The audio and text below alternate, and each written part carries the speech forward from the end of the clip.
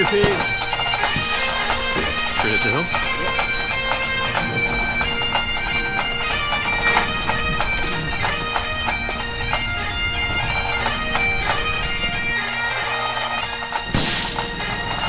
Nice. Down. I know.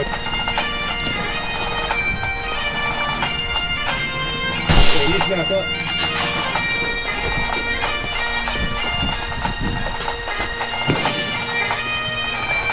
Four, the big four. Spinning. Spotter on it. Yep. Impact. Clouds to ground, lightning is occurring with this storm. Move indoors immediately. Lightning is one of nature's leading killers. Remember, if you can hear thunder, you are close enough to extract. One of you all man come and say get in. Yeah. The lightning. Dude, I do not like the lightning. This is an after-action report for the Mammoth Sniper Challenge at Fort Chaffee, Arkansas 2026. A 3-day team precision shooting and rucking competition where competitors are held to a rucking pace time and are expected to be self-sufficient for the entire time.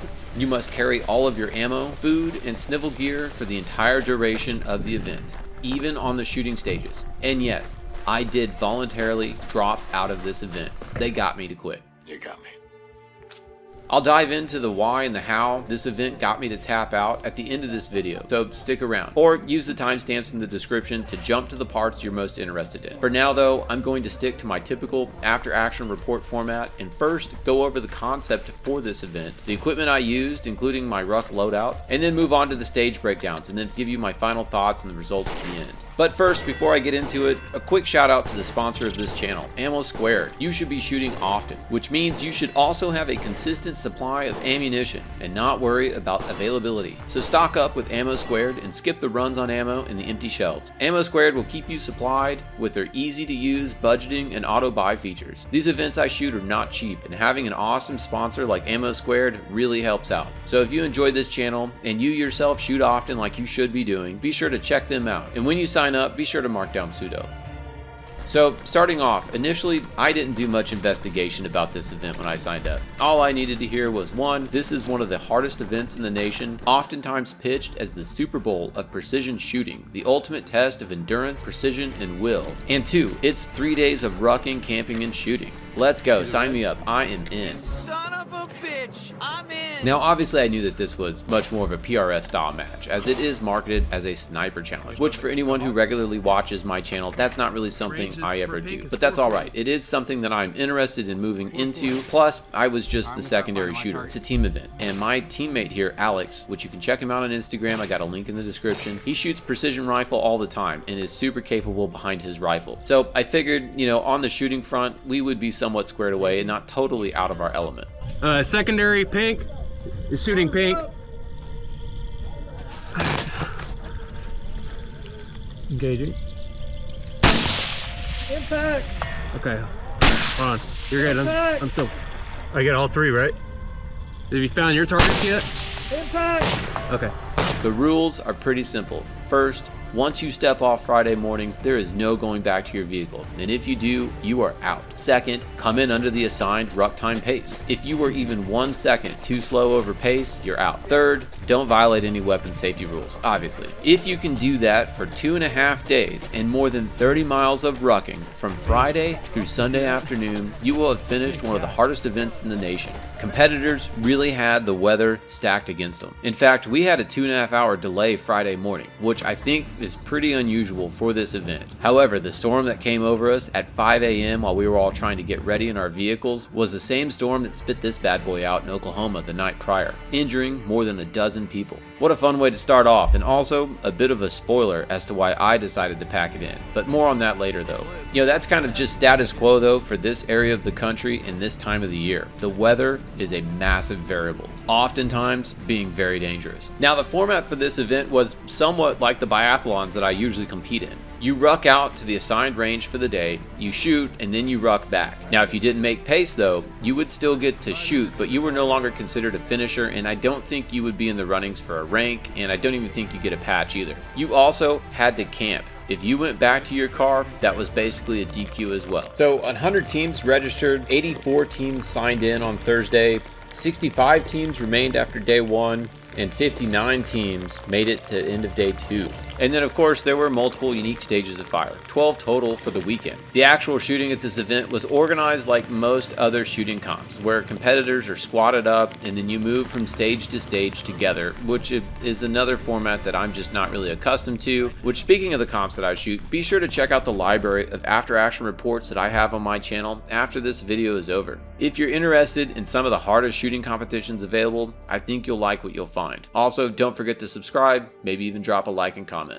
Stage design was interesting and fairly outside of my comfort zone, which is great. That's kind of what I was here for. A large portion of the shooting stages were focused on scanning, communicating, and positive ID of targets. Okay. Well, how many? I saw 3 bores by the end of the time, but we engaged 2.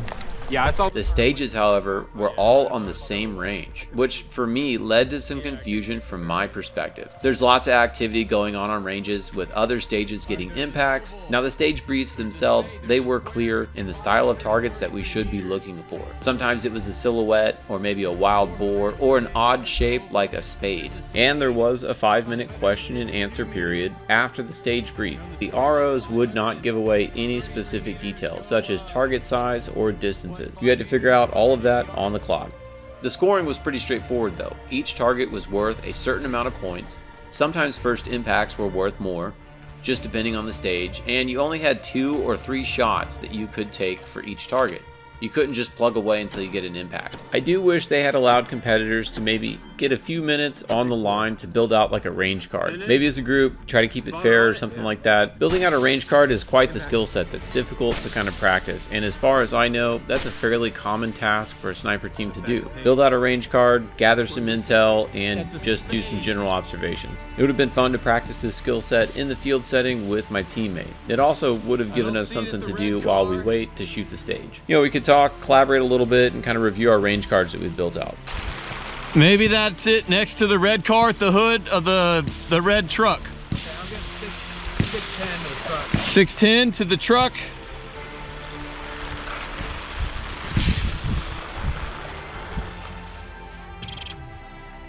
Starting off with the Ruck. The dudes at Crossfire were cool enough to hook me up with the CF2 for this event. I reached out to them a while back looking for a better alternative for my Mystery Ranch Metcalf pack, which I covered in my last video. Under heavier loads, that pack really kind of let me down. Several features of that pack were lacking pretty severely. In particular, the frame and the straps. The straps in the Mystery Ranch pack are just terrible. This Crossfire pack, however, is amazing in pretty much all regards. Not only is the frame thick and rigid, the yoke and the straps are super comfortable, and unlike the Mystery Ranch, the shoulder straps come all the way down below your pectorals for long distance comfort. They're also wider too. I've put down close to 100 miles of rucking with this pack now, and I can confidently say it's super comfortable and very well thought out. If you're in the market for a pack upgrade, then definitely consider this Crossfire pack. Now the main compartment for this bag is only 37 liters, but with the full lobes on the sides, this pack expands out to easily hold all of my gear for this 3-day event. It is a beefy pack. The base weight as I have it configured is right around 10 pounds. The full pack weight, not including my rifle, came in right at 47 pounds. So in these side pouches here, I had my rain gear and my food. I also had my snug pack poncho tied off on the outside here, just using some gear ties.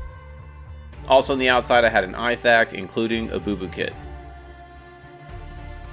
And then on the other side of the pack, I had my freeze-dried foods, the lunches, dinners, monkey meals, of course. Great meals, check them out. There's a link in the description. For the main compartment, I'm going to go from bottom to top. These are the contents as I packed them, and it made it super accessible here with this full-length double-ended zipper. So loose in the main compartment were my pants and my jacket. I just kind of shoved them in there because it was kind of, quick access items. This is a Defense Mechanisms Helion jacket. Big fan of this jacket. Compresses down super small, and it weighs practically nothing. At the very bottom of my pack, I had my entire sleep system here, including a pillow, inflatable mattress, sleeping bag, and a sheet. It was all compressed inside of this waterproof compression bag. Next up is my extra clothing, including 3 extra pairs of socks, about 2 pounds 8 ounces. And then on top of that is my 2-man ultralight tent. I also use this as a rear support shooting bag. It's 2 pounds 9 ounces. And then coming in at 8 pounds of spare ammo, including rifle and pistol ammo, and a spare magazine. In this waterproof compression bag, I had my toiletries and extra snacks, batteries, etc., about 3 pounds 9 ounces. And then I had my pistol tucked in here on the top. And then on top is where I stowed my rifle for the Ruck Out and back, and trekking poles. Major hack, definitely invest in some trekking poles, especially if there's any kind of elevation change. And then in the top lid here, I just had like my boonie, plus some like mosquito netting. You never know with Arkansas, there's a lot of bugs sometimes. iPro and a headlamp. And then on the kidney belt, I just had more quick access snacks, caffeine, spare pistol ammo, and 2 extra mags. And then here's a quick look at all the food I brought for this event, 6 pounds worth of food. Don't sleep on baby food pouches though. They are instant protein, fiber, and sugar with 0 prep time. Quick and easy to consume and move on. And the chest rig here was just a real simple Helicon Tex rig. Inside I had a rangefinder, 2 20-round mags, dope chart armbands, some Right in the Rain notepads and a pen, plus some extra earplugs. Then the ammo that I chose for this event was the Black Hills OTM. This was great ammo, extremely consistent, albeit a little spendy. And then the gas rifle, I was secondary shooter like I mentioned before, so the rifle here is just my standard rifle that I use in almost all matches. It's a 16-inch BCM KD4. Updates for this match included swapping out the optic for a SIG DMR 3-18, which has a proper military reticle. The guys at SIG did send this out for testing, but this was my first match with it. I'll get back to you on how I feel about this optic after a few more matches. The reticle is fine and precise, and the glass is pretty decent out to about 1,000 yards. It has locking turrets with a very solid click feedback. Of course, it got dumped on with rain, and I never had any issues with it fogging up or getting water inside of the optic. I also swapped out the trigger for a Geisley SSA. My old mil-spec BCM trigger just wasn't doing any favors. So after the weather delay, we stepped off around 9 a.m. for our first 5.5 mile ruck out. Initially, the forecast showed the weather clearing up, but Mother Nature really had some other ideas. The lightning storm hung around and so did the rain. The rain wasn't terrible, but the lightning was unnerving. Look at us marching around in the open with 4-foot-long metal rods pointed at the sky like we were gods of thunder. Really tempting fate here, in my opinion. The ruck was beautiful though. This part of the country is extremely lush and green this time of the year, and honestly, I enjoyed the rain. It felt good. The ruck each day was on this well-graded road. Yeah, there's some elevation, but it's, pretty much straight heads down rucking. Starting off here with the first stage of the day. The course of fire was simple enough. There's 3 silhouette targets for the secondary shooter and 3 further targets for the primary shooter, with a pink speed plate in between. We had to re-engage that speed plate with 3 shots between each silhouette engagement. Can we load it? Go hot? Yeah. Range for pink is 440. 440. All right, I'm gonna start finding my targets.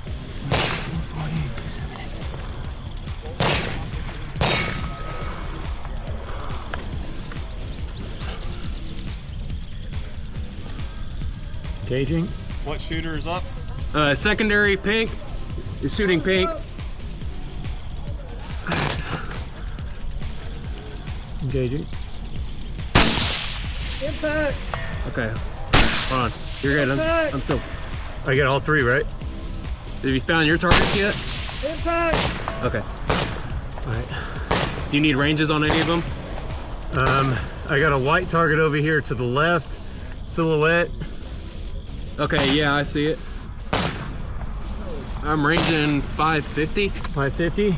All the way to the left side of the field. Yeah. How far left? Secondary shooting left silhouette. 550? Yeah, 550. Okay. Send it. I'm on him. Yep, send it. Just under it. Hold a little more. Look like over. Okay, back to pink.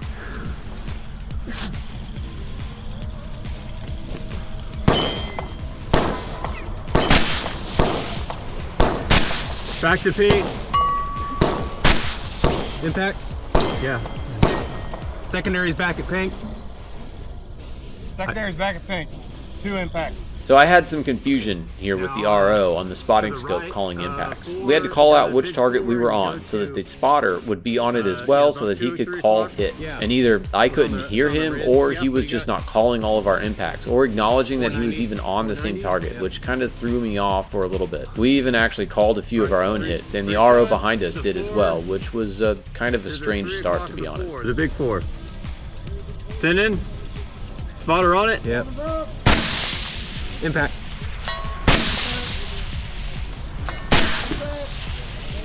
So back to pink. What did we say, 2-7 or back to pink?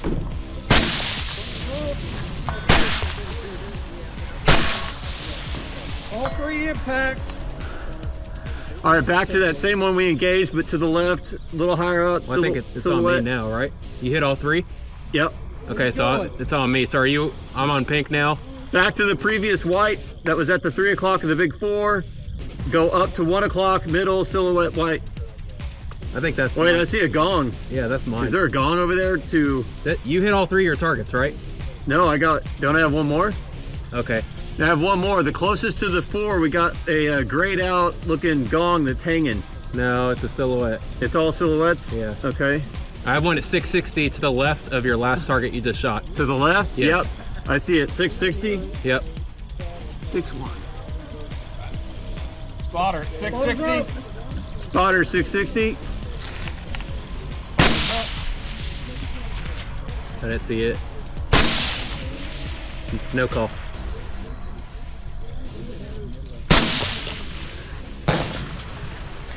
See that moving. All right, that's all of mine. Okay. Primary on pink. Impact. Primary 880 on the far right side. Wait, don't we have to get 3 impacts? Oh, yeah. Sorry. You want me to do it? Impact. Time. Okay. Drop your magazine, show clear chamber. And the second stage of the day was the mover stage. 3 movers and a pink diamond at 660 yards. Start with the pink diamond, then go to the movers.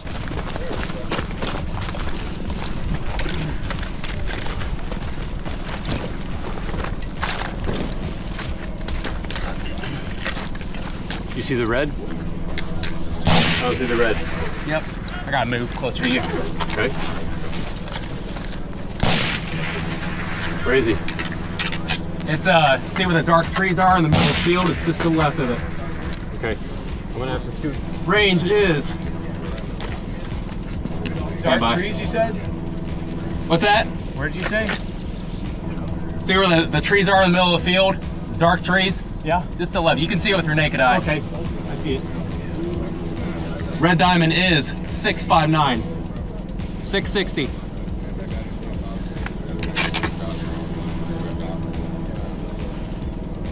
Spotter up, red diamond.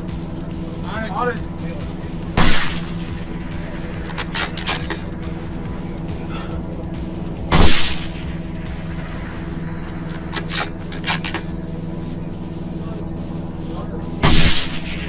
Impact. All right, you're up.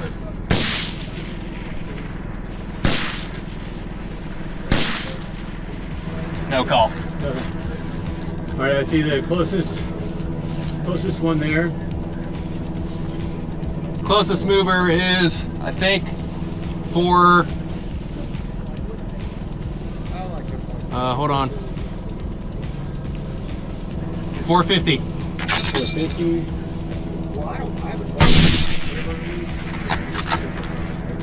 Oh wait, we got a closer mover. You got a closer move. What was that range? Closer mover is 340.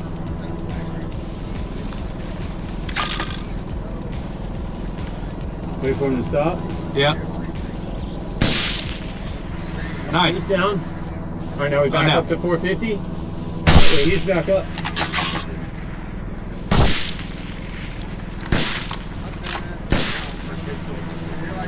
All right, he's about to We come got back. one.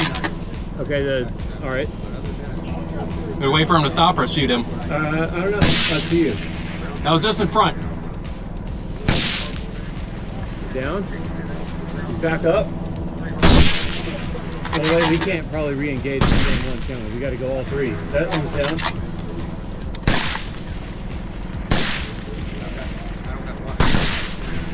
Just furthest out. We're going furthest out. not yet. I'm still on the first one. Yeah. Did you get 3 hits? Yeah, he went down. He went down twice, but I don't think that counts. We got to do all 3 of them individually. So we got to move on. I think the second one went down too. We got to hit that third one. Who's way out there. How far out is he? Second mover is Third mover. third mover is 570. Which mover are you shooting? The third, the diamond. Third mover. Oh, he went down. All right, do the diamond. Do the diamond. What was the diamond again? Diamond is 660. All right, go ahead. Diamond? Yep. Nothing? Reloading. Okay, I'm gonna take mine then. Okay.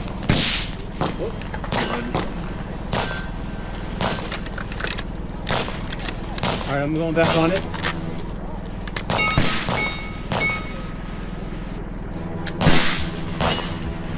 You're to the right, I think.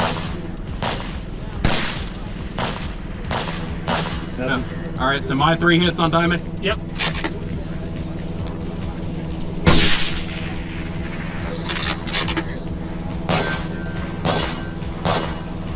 You got one more shot? All right, this time. Hang out, move back.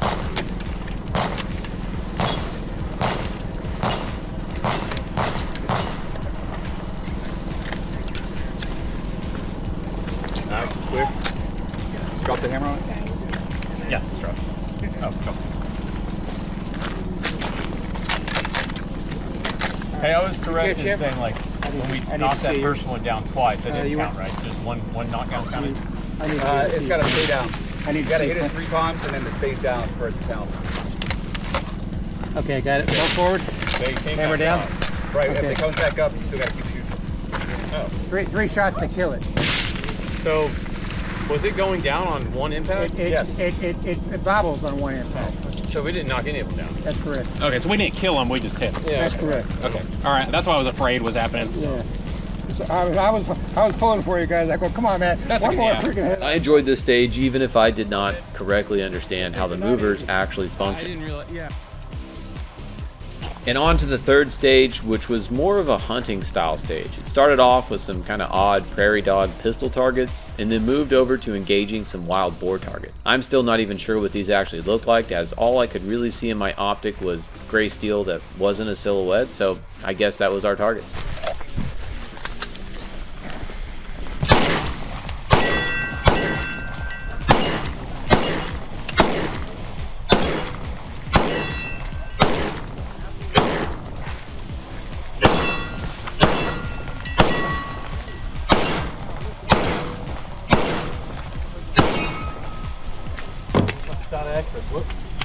No, you get, yeah, 18. I take Hey, mag out, bucket. Mag out. Run that slide. Clear. We're clear? Good. Second shooter's up.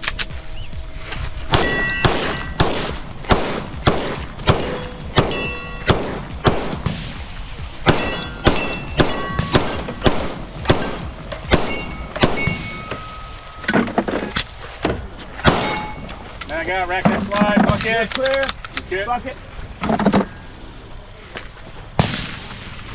One that just went like this. Where are we looking? Stand by. Arrows, is that a pig under a 4? Are you allowed to say that? Is it a pig? Yes. If it's a pig, then it's a target. You see number 4, Yeah. Philip? Yeah. All right, I got Oh, shoot. 480, 487. Spawner's up. Is it yellow? No, it's under the number 4. Okay. Yep, black sign with a white 4. I can't see it from here. We're gonna have to shoot off of there. All right. We're gonna have to shoot our tripod.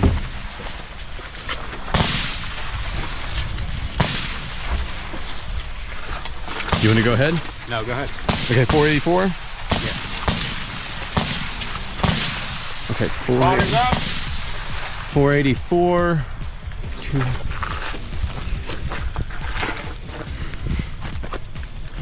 Going hot? Get it on the bag. Yep.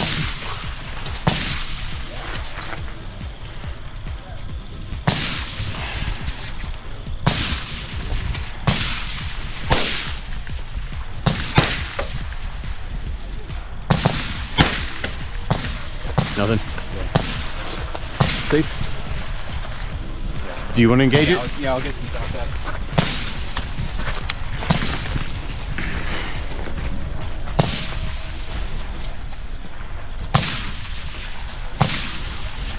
My mag's on. It's fine.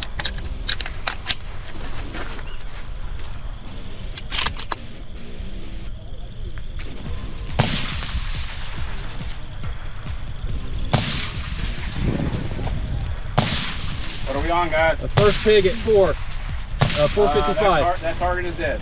What? That's what. Engaged. Okay.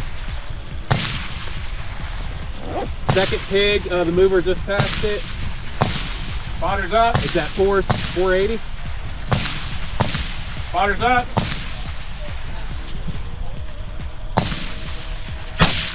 Impact. First round. Keep going, keep going. 2 more hits. Impact. Try not to get his breath. No, don't worry. Impact. You said it's 480? Yeah. Do you want me to swap? Yep. I saw your impacts.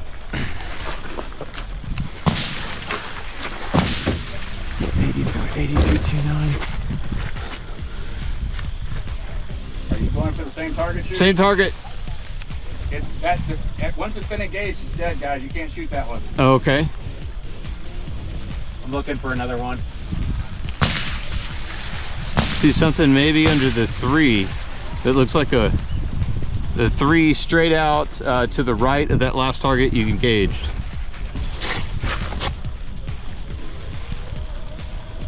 And time. Mag out so Oh, clear. I just saw one. Okay. Yeah, I thought I saw one over there, but I wasn't sure if we were gonna... Bolt is good. Bolt forward, hammer down. You are clear. Bolt forward, hammer. Okay. Well, how many? I saw 3 bores by the end of the time, but we engaged 2. Yeah, I saw the third one you were talking about. I saw it right from above the tripod. silhouette. I couldn't see it from the barricade. Yeah, I couldn't see it from the barricade either. But it was like, I knew we were coming close in time, so. Yep. It was kind of weird having the barricade there if you couldn't really. Yeah. Well, maybe you can see the other ones to the barricade. I was focused on the 4, and I would have been shooting through brush. And then the 4th and final stage, more pistol to start off with, and then you move over to target descriptions and an order of fire that was in an ammo can. I really enjoyed this stage, even though there were some odd shaped targets, like a gray spade that was at about 700 yards in the grass that does in fact look like a simple circle.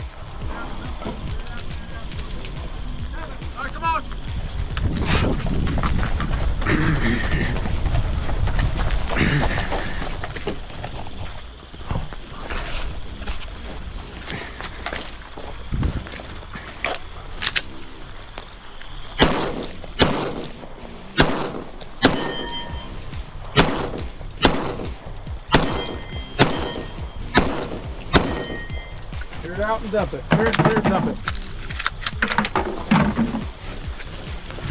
Hold on.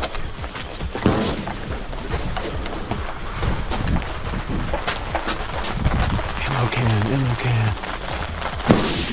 You have the ammo can in there? I don't see an ammo can. There it is. Alright, make sure you guys take up. It's raining. It's harder to hear you. All right, we go ovals at 438 yards. 400. You find them first, you can shoot. All right, there's an oval. There's a spade. There's a square at 533 meters. 438 yards is the oval. There's a spade at 552 meters. I'm on the square. You're on the square, that's 533 meters. Go what, 580 yards?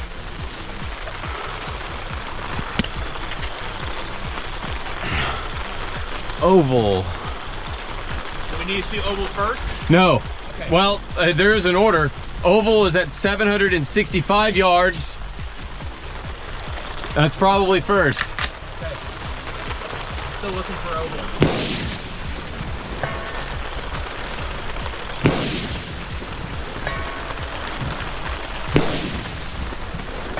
What's the oval at? 560? 765 yards. I see an oval. That one's probably too close though. Yeah, the brown one. Yep.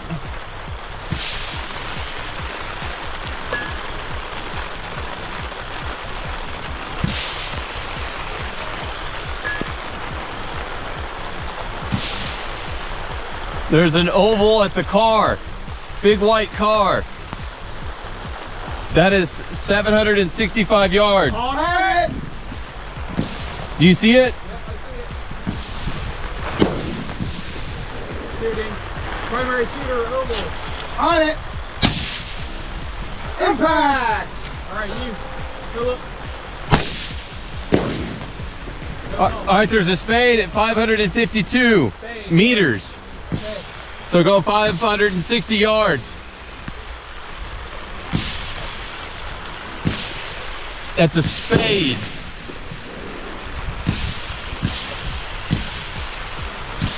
I don't see it at the red car.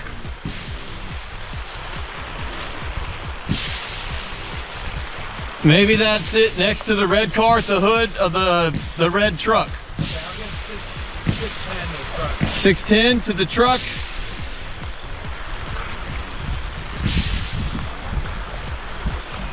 Do you see that? Is that? I'm not seeing spade.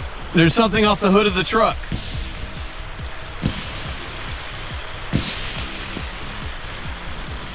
No, that's a circle. It's a circle. Yeah, I'm not seeing it. I'm seeing targets. I'm not seeing a spade. We can't move on, can we? Oh, I think, hey, do you see the striped sign? Black and white stripes? Time! Alright. Oh, I think I just found it.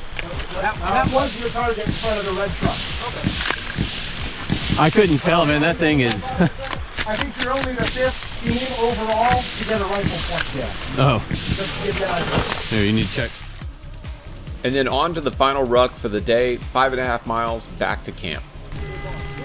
Prior to the ruck though, I spent a bunch of time kind of obsessing over the forecast for the next day. We had thunderstorms overhead until about 11 a.m. on day 1, and then thunderstorms returned for the ruck back. It was constant heavy lightning and thunder overhead. We finished the ruck with about 5 minutes under par time, which was pretty good considering we were absolutely drenched. And upon finishing, we were informed that camping had been called off for the night. Competitors could either just sleep in their car or go to a hotel, which I think might be a first for Mammoth. I'm not sure, to be honest, but it was the final red flag for me. The weather was just too dangerous, so I voluntarily dropped out. I did not return for day 2. Specifically, I really did not want to get caught out in the open again in another thunderstorm, which at the time, that was what the forecast was showing for the afternoon of day 2. Which sucks. I trained hard, I spent a bunch of money to come to this event, I even hired a personal trainer to make sure that I could do those 30 miles, but ultimately, I had to do what I thought was right for my own safety at that moment in time. Now, of course, in hindsight, plenty of people did stick around, and ultimately no one was struck by lightning and no tornadoes hit the camp on Saturday night.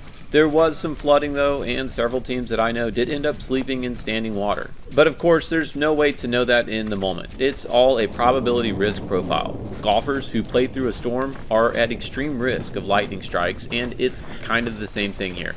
No, it's not guaranteed, but there are things you can do to increase your odds of being hit by a lightning strike, such as standing around in an open field with 4-foot-long metal rods pointed at the sky in a thunderstorm. No, I'm not going to rely on range control or match director to make that call for me. In fact, the release of liability that I signed at check-in states pretty clearly that I am the one responsible for my own safety. It is what it is. Congrats to all those who weathered the crazy storms on Saturday night and finished out the event. Overall, this was a very challenging event. 30 miles of rucking is no joke. Someday, I'll return, weather permitting. Hopefully I'll finish. But until then, Thanks for watching. As always, run, lift, and shoot, and I'll be back soon with another after action report.